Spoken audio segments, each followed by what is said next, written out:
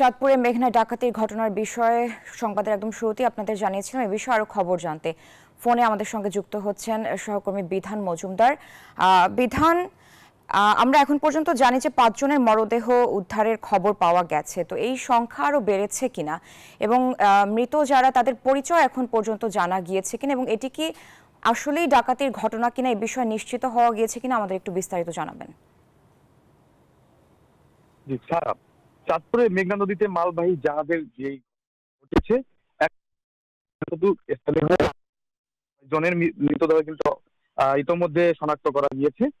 তো এই যে চাঁদপুরে যে মেঘনা নদীর একটি পয়েন্টে যে জাহাজটি ছিল এমভি আল বাকিরা লাইটার নামে একটি জাহাজ, এই জাহাজটির ভেতরে বিভিন্ন রুম থেকে কিন্তু পড়েছিল।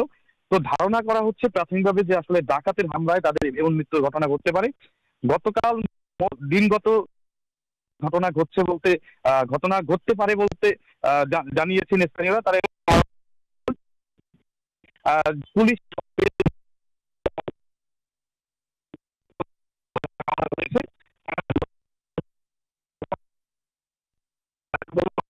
জানা